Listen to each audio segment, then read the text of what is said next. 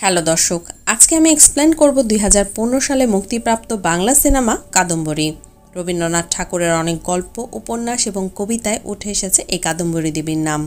কে এই কাদম্বরী দেবী, আর কি সম্পর্ক ছিল রবীন্দ্রনাথ এবং কাদম্বরী দেবীর? কাদম্বরী দেবীর জীবনের সত্য ঘটনা নিয়ে নির্মিত এই মুভিটি দেখে কেঁদে উঠবে আপনারও মন। কি হয়েছিল তার সাথে? কাহিনীর শুরুটা হয় 1275 সালের 23শে আষাঢ়, রবিবার। খুব সাধারণ গরিব ঘরের মেয়ে জমিদার বংশের বউ হয়ে জোড়াসাঁকোর ঠাকুর বাড়িতে আসে। মাত্র 9 বছর বয়সী কাদম্বরী দেবীর বিয়ে হয় মধ্যবয়সী যতীন্দ্রনাথ ঠাকুরের সাথে। কাদম্বরী যখন প্রথমবারের মতো ঠাকুর বাড়িতে আসে তখন অবাক হয়ে সবকিছু দেখছিল। এত বড় বাড়ি, এত জাঁকজমক সে আগে কখনোই দেখেনি। আর তার আশেপাশে যারা ছিল সবাই বয়সে তার থেকে অনেকটাই বড় ছিল।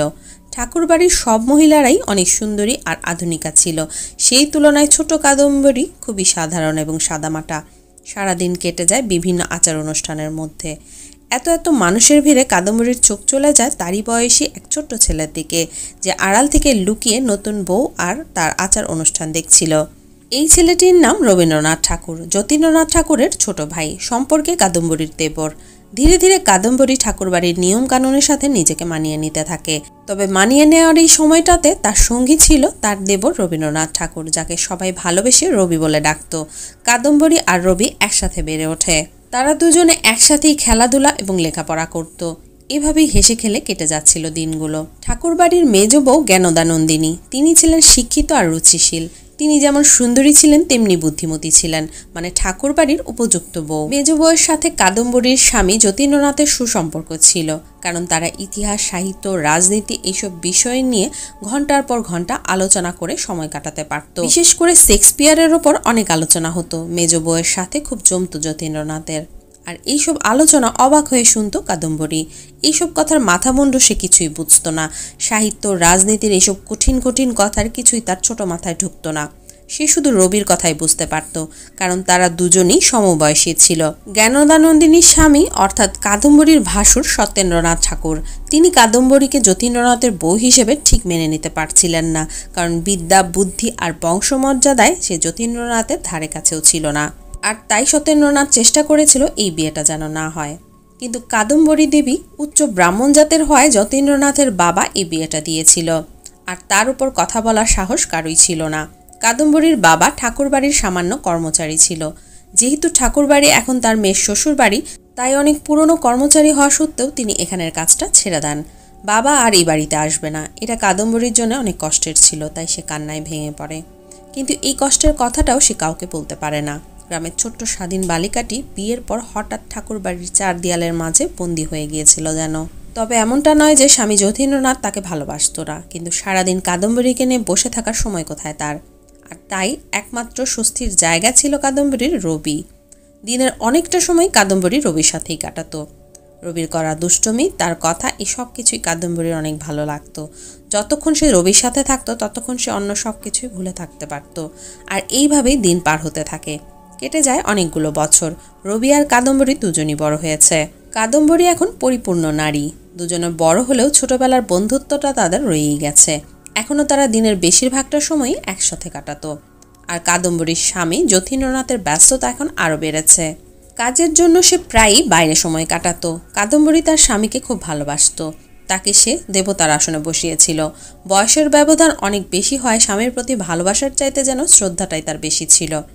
আর তাই তারা কখনো প্রেমিক প্রেমিকা হয়ে উঠতে পারেনি। তাদের মধ্যে অধিক একটা দূরত্ব রয়ে গিয়েছিল। তার মানে এই না যে যতীন্দ্রনাথ তার স্ত্রীকে কখনো অমর্যাদা করেছে। সে সবসময় কাদম্বরীকে ঠাকুরবাড়ির বউয়ের যোগ্য সম্মান দিয়েছে। অন্যদিকে জ্ঞানদানন্দী এখন মাঝবয়সী, আর সদ্য কৈশোর ছাড়িয়ে যৌবনে পা দেয়া কাদম্বরী রূপে গুণে সব দিক থেকেই তার যাকে ছাড়িয়ে গিয়েছিল। আর তাই জ্ঞানদানন্দিনী কাদম্বরীকে কিছুটা হিংসেই করত।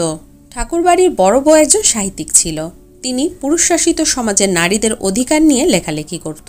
বড় বউয়ের একমাত্র মেয়ে ছিল উর্মিলা, যার বয়স মাত্র 2.5 বছর। সারাক্ষণ লেখালেখি নিয়ে ব্যস্ত থাকায় বড় বউ তার মেয়েকে কোনো সময়ই দিতে পারত না। উর্মিলা কাজের লোকের কাছে মানুষ হতে থাকে। কাদম্বরী উর্মিলাকে অনেক ভালোবাসত। মা হওয়ার সুখ এখনও কাদম্বরীর হয়নি, তাই সারাক্ষণ উর্মিলাকে নিয়ে সে মেতে থাকত। রবির লেখা কবিতাগুলো গান বানিয়ে সে উর্মিলাকে শোনাতো। অন্যদিকে স্বামীর মনোযোগ পাওয়ার জন্য কাদম্বরী সবসময় সেজেগুজে থাকত। আর স্বামীর সাহিত্যের প্রতি আগ্রহ থাকায় কাদম্বরী নিজেকেও সাহিত্য চর্চায় সমৃদ্ধ করেছিল, যেন সে তার স্বামীর বরাবর আসতে পারে। একদিন কাদম্বরী সাহিত্য নিয়ে তার স্বামীর সাথে কথা বলছিল, কিন্তু যতীন্দ্রনাথ তখন তার ব্যবসার চিন্তায় বুঁদ হয়েছিল। সে কাদম্বরীর কথা ঠিক মতো শুনছিল না, কিন্তু যখনই মেজ বউ সেখানে আসে তখন যতীন্দ্রনাথ ব্যস্ত হয়ে উঠে বসে আর উৎসাহের সাথে কথা বলতে শুরু করে। সেখানে যে কাদম্বরী আছে সেটা যেন সে ভুলেই গিয়েছিল। এমনটা নয় যে যতীন্দ্রনাথ তার বউকে ভালোবাসে না, কিন্তু বয়সের ব্যবধানের ফলে দুজনের মধ্যে সবসময় একটা দূরত্ব রয়ে গিয়েছিল। মেজ বউয়ের সাথে যতীন্দ্রনাথের আগের সম্পর্কটাই ছিল, আর তার সাথেই কথা বলতে সে স্বচ্ছন্দ বোধ করত। এই একটা বিষয়ে মেজ বউ জ্ঞানদানন্দিনী কাদম্বরীকে এখনো হারাতে পারত, আর এই সময় সে যতীন্দ্রনাথের কাছ থেকে কাদম্বরীর চাইতে বেশি গুরুত্ব পেত, আর এটা নিয়ে তার বেশ অহংকারও ছিল, যা কিনা কাদম্বরীও টের পেত। অল্প বয়স থেকেই রবি কবিতা লিখতে আরম্ভ করেছিল, আর তার প্রেরণা ছিল বৌঠান কাদম্বরী দেবী। রবি তাকে ভালোবেসে নতুন বৌঠান বলে ডাকত। কাদম্বরী রবিকে সবসময় লিখতে উৎসাহ দিত, আর রবিও সমস্ত লেখাগুলো তার নতুন বৌঠানকেই পড়ে শোনাত। রবির লেখাগুলো প্রায় বিভিন্ন পত্রপত্রিকায় ছাপা হতো। কোনো লেখা পত্রিকায় ছাপানো হলেই রবি তার নতুন বৌঠানকে আগে পড়ে সেটা শোনাতো, আর এতে কাদম্বরী খুব খুশি হতো। স্বামীর কাছ থেকে অবহেলিত কাদম্বরী তার দেবর রবির কাছ থেকে গুরুত্ব পেত। সংসারের কোনো একটা জায়গায় কারো কাছে তো সে প্রয়োজনীয়, আর এই ভাবনাটাই কাদম্বরীকে অনেক আনন্দ দিত। কাদম্বরী আর রবি ঘন্টার পর ঘন্টা গল্প করে সময় পার করে দিত। যতীন্দ্রনাথের অভাব কাদম্বরী রবিকে দিয়েই পূরণ করতে থাকে, আর তাই সে স্বামীকে নিয়ে এখন আর ভাবে না। রবিকে নিয়েই যেন সে তার নতুন অন্য এক জগৎ বানিয়ে নিয়েছিল। রবি আর কাদম্বরী সারাক্ষণ নিজেদের নিয়ে থাকতো, একসাথে থাকতো, হাসতো, খেলতো, গল্প করত। দুনিয়ার আর কোনো কিছুর প্রতি তাদের নজর ছিল না, কিন্তু তাদের নজর না থাকলে কি হবে, বাড়ির সবাই এই বিষয়টা নজরে পড়েছিল। রবির সাথে বৌদি কাদম্বরীর সম্পর্কটা যেন ভাবি দেবরের থেকেও একটু বেশি কিছু ছিল, আর তাই বাড়ির লোকজন, এমনকি কাজের লোকেরাও এটা নিয়ে নানান কথা বলতে থাকে।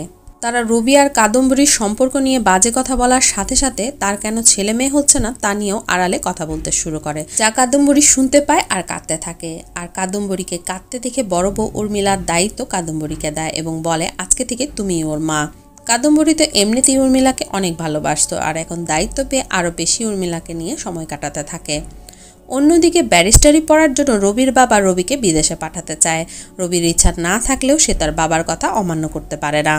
দেখতে দেখতে রবির যাবার দিন চলে আসে। যাবার আগে রবি আসে কাদম্বরীর কাছ থেকে বিদায় নিতে। কাদম্বরী রবিকে বলে, রোজ আমায় একটা করে চিঠি দেবে, আমি তোমার চিঠির অপেক্ষায় থাকবো। এই প্রথমবার একজন আরেকজনের কাছ থেকে তারা এত দূরে যাচ্ছে। তারা দুজনেই তীব্র কষ্ট অনুভব করছিল। কাদম্বরী আবারও বলে, আমায় ভুলে যাবে না তো? কাদম্বরী আর রবির মধ্যে যে সম্পর্ক ছিল তাকে কি প্রেম বলা যায়? কাদম্বরী দেবী ছিলেন রবির ছোটবেলার খেলার সাথী।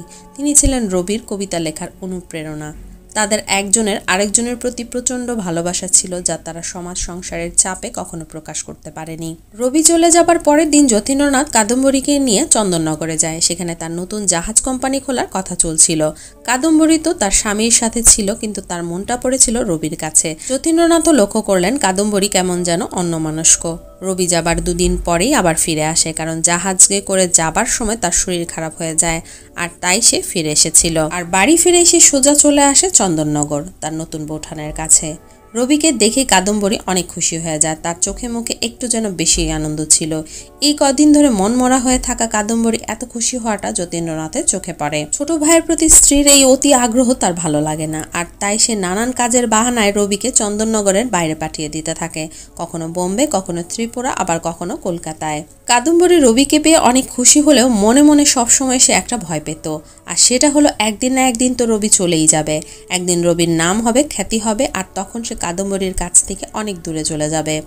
তখন হয়তো রবির মনেই থাকবে না তার কবিতার প্রথম শ্রোতা ছিল এই কাদম্বরী, আর এই ভয় থেকে যেন তারা আরও কাছে চলে আসে। যতীন্দ্রনাথের মনেও সন্দেহ ঢুকেছিল যে তার স্ত্রী তার থেকে তার ছোট ভাইকেই বেশি পছন্দ করে। একদিন তারা তিনজন নৌবিহারে বের হয়। সেখানে সাহিত্য সংস্কৃতি নিয়ে আলোচনা হচ্ছিল। সুন্দর সময় কাটছিল তাদের। হঠাৎ যতীন্দ্রনাথ বলে ওঠে, রবি চল দেখি এখান থেকে সাঁতরে কে আগে পারে উঠতে পারে। আর এটা শুনে কাদম্বরী খপ করে রবির হাতটা ধরে বলে, তুমি যেতে পারবে না। যতীন্দ্রনাথের সন্দেহটাই সত্যি হয়। তার আসলে লাভ দেওয়ার কোনো ইচ্ছাই ছিল না। সে দেখতে চাইছিল কাদম্বরী কাকে আটকায়, স্বামীকে নাকি দেবরকে। যতীন্দ্রনাথ বুঝতে পারে কাদম্বরী তার কাছ থেকে অনেক দূরে সরে গেছে, কিংবা হয়তো সে কখনো যতীন্দ্রনাথের কাছের মানুষ ছিলই না। অন্যদিকে মেজ বউয়ের ছেলের জন্মদিনের অনুষ্ঠানে যতীন্দ্রনাথ আর রবিকে নিমন্ত্রণ করা হয়। রবি সেই অনুষ্ঠানের উদ্দেশ্যে কলকাতায় রওনা হয়, কিন্তু যাবার আগে সে কাদম্বরীকে বলে যায় রাতেই সে ফিরে আসবে। বাড়ি ফিরলে মেজ বউ জ্ঞানদানন্দিনী রবিকে বলে, তুমি কেন চন্দননগরে পড়ে আছো, তুমি কলকাতায় বাড়িতে ফিরে আসছো না কেন? রবি মুচকি হাসি দিয়ে মেজ বউয়ের কথাটা এড়িয়ে যায়, তার কথার কোনো উত্তর দেয় না। জন্মদিনের অনুষ্ঠানে যতীন্দ্রনাথও এসেছিল, কিন্তু কাদম্বরী আসেনি। মেজ বৌদির কথায় রাতে যতীন্দ্রনাথ কলকাতায় থেকে যাবার সিদ্ধান্ত নেয়। সে রবিকেও থেকে যেতে বলে, কিন্তু রবি বলে নতুন বৌদি একা রয়েছে, তাকে ফিরতেই হবে যে করেই হোক। অনেক রাতে বৃষ্টিতে ভিজে রবি চন্দননগর ফিরে আসে, কারণ আজকে তো তার নতুন বৌঠানেরও জন্মদিন ছিল, যা রবি ভুলে যায়নি। রবিকে দেখে কাদম্বরী এতটাই খুশি হয় যে তার নিজের আবেগ ধরে রাখতে পারে না, রবিকে জড়িয়ে ধরে। তবে তারা দেবর ভাবির পবিত্র সম্পর্ককে কখনো অপর্যাদা করেনি, তারা তাদের সীমা অতিক্রম করেনি।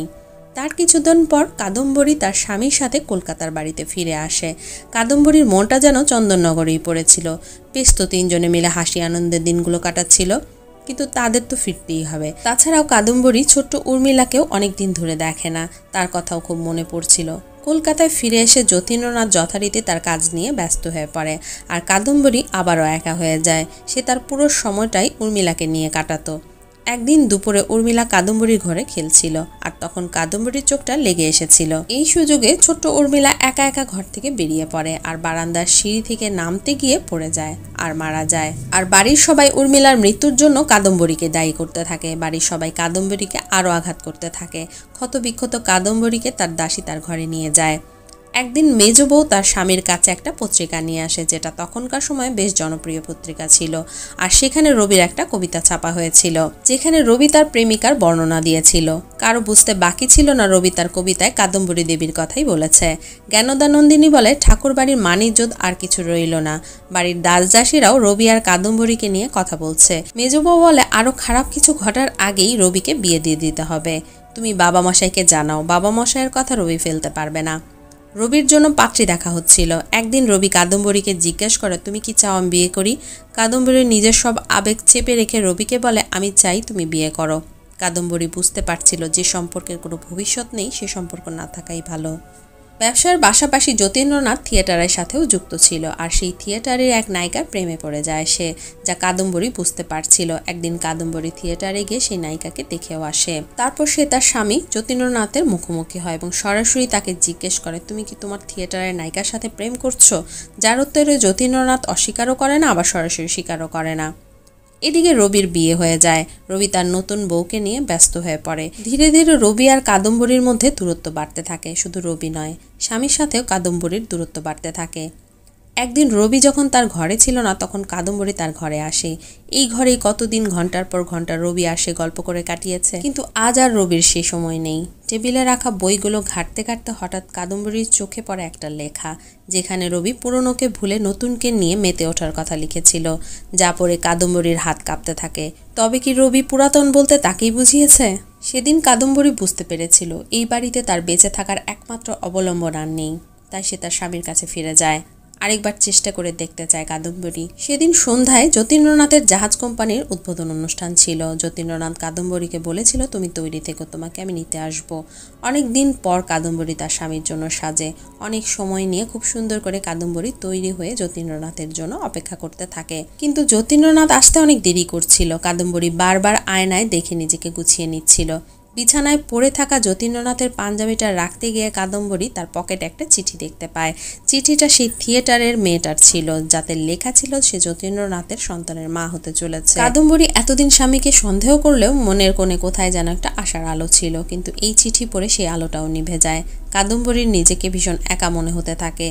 তার তো কেউ নেই, কেউ তার জন্য ভাবে না। তখনই নিচ থেকে এক দাসী চিৎকার করে বলে, দাদাবাবু তোমার জন্য গাড়ি পাঠিয়েছে, উনি আসতে পারেননি। কিন্তু তখন অনেক দেরি হয়ে গেছে। কাদম্বরী অসহায়ের মতো কিছুক্ষণ ছটফট করে, তারপর সে তার কাছে থাকা বিষ খেয়ে নেয়। পরের দিন সকালে যতীন্দ্রনাথ দরজা ভেঙে ভেতরে এসে দেখতে পায় কাদম্বরী বেঁচে নেই। কাদম্বরী সারা জীবন একাই রয়ে গিয়েছিল। সে একজন স্ত্রী, একজন মা, একজন প্রেমিকা, কোথাও পরিপূর্ণতা পায়নি। জীবনে যখনই সে কাউকে আঁকড়ে ধরে বাঁচতে চেয়েছিল, সেই তাকে ছেড়ে চলে গিয়েছিল। ঠাকুরবাড়ির বদনামের ভয়ে কাদম্বরীর মৃত্যুকে স্বাভাবিক মৃত্যু বলে চালিয়ে দেওয়া হয়েছিল।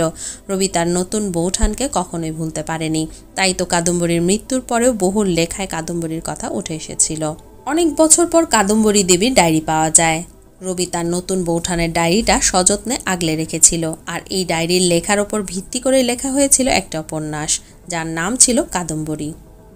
তো আজকের সিনেমার এক্সপ্লেনেশন যদি ভালো লাগে তাহলে প্লিজ লাইক, কমেন্ট, শেয়ার করে চ্যানেলের সাথেই থাকবেন। ধন্যবাদ।